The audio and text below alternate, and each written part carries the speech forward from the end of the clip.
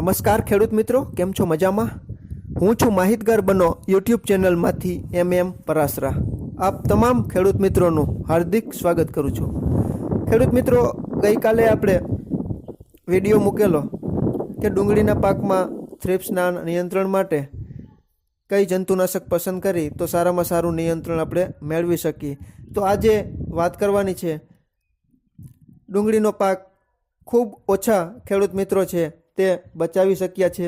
સતત વરસાદને લીધે ફૂગજન્ય રોગોનો પણ ઘણો બધો ઉપદ્રવ છે તે ડુંગળીના પાકમાં જોવા મળેલો અને ખેડૂત મિત્રોએ ઘણો બધો આર્થિક ખર્ચ કરીને પણ ગુમાવી બેસ્યા છે. ખેતીનો વ્યવસાય છે તે ખેડૂત મિત્રો આપણે જાણી જ છીએ કે આકાશી રોજી છે. હવામાનમાં ફેરફાર થાય અથવા તો વધારે વરસાદ પણ પડે અથવા તો કોઈ પણ કારણોસર ઘણી વખત પાક છે તે ફેલ જતો હોય છે. આ વર્ષે પણ વધુ વરસાદને લીધે ઘણા બધા ખેડૂત મિત્રોએ મોંઘા ભાવના બિયારણો, ખાતરો અને અનેક ખેતી ખર્ચ વધારીને પણ નથી ટકાવી શક્યા. પરંતુ જે ખેડૂત મિત્રોને સારી ડુંગળીનો પાક રહ્યો છે તેવા ખેડૂત મિત્રોને થોડી ઘણી આપણે જેટલું જાણી છીએ તેટલી માહિતી છે તે પૂરી પાડી.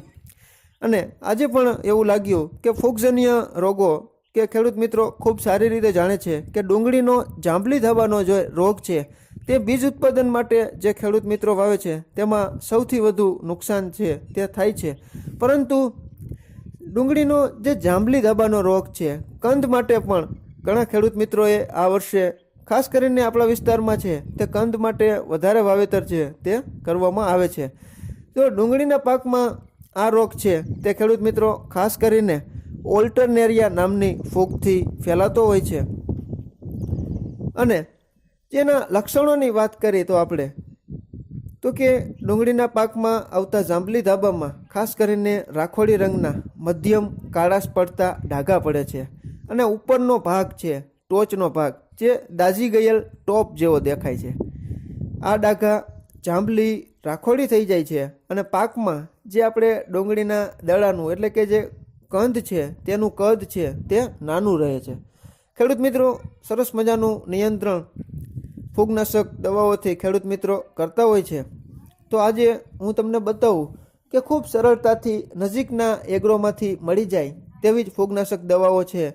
તેનો ઉપયોગ જો આપણે કરશું તો ચોક્કસ ડુંગળીમાં આવતા જાંબલી ધાબાના રોગમાંથી સારામાં સારું નિયંત્રણ આપણે મેળવી શકશું.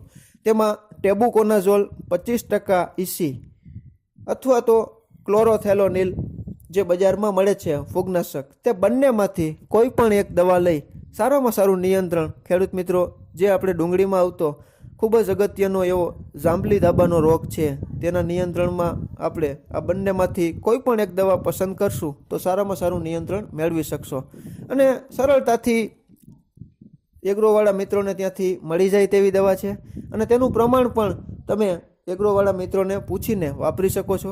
કારણ કે અમને ખ્યાલ નથી હોતો કે તમે કઈ કંપનીની દવા વાપરો છો. કંપની પ્રમાણે અલગ અલગ ડોઝ હોય, આપણે ડોઝની ભલામણ નથી કરતા, જે તમે એગ્રોવાળા મિત્રોને પૂછીને વાપરી શકો છો. તો ખેડૂત મિત્રો સમયાંતરે જ્યારે આવા પ્રશ્નો ખેતીમાં ખેતી પાકોને લગતા ઊભા થશે ત્યારે આપણે માહિતી છે તે પહોંચાડતા રહેશું. અને ખેડૂત મિત્રોમાં ખૂબ સારી એવી આપણી ચેનલ છે તે નામના મેળવી શકી છે અને સારા એવા રિસ્પોન્સ પણ ખેડૂત મિત્રો આપી રહ્યા છે અને કોમેન્ટમાં પ્રતિભાવો આપીને અમારો ઉત્સાહ છે તે દિવસે ને દિવસે વધારી રહ્યા છે.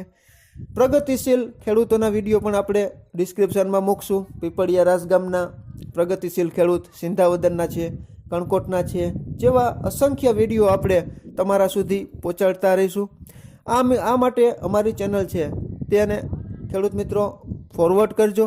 ડિસ્ક્રિપ્શનમાં અનેક વિડીયો આપણે ડુંગળીના પાકના મૂકશું, તે પણ તમે ખોલજો અને આ વિડીયો જેમ બને તેમ વધુ શેર કરજો. કારણ કે આપણા ખેડૂત ભાઈઓને જ મોટાભાગની માહિતી છે તે આપણને મળી રહે અને આ સરસ મજાનું માધ્યમ આપણા હાથમાં છે અને ખેડૂત મિત્રોને સાચી સમજ મળે તે માટે અચૂક શેર કરજો, જેથી કરીને આડેધડ ફૂગનાશક દવાઓની પસંદગી ન કરી સરસ મજાના ટેકનિકલો બજારમાં મળે છે અને આપણે જે બતાવ્યા તેના ખૂબ સારા એવા રિઝલ્ટ પણ ડુંગળીના પાકમાં આવતા જાંબલી ધાબાના રોગમાં ખેડૂત મિત્રો મેળવે છે.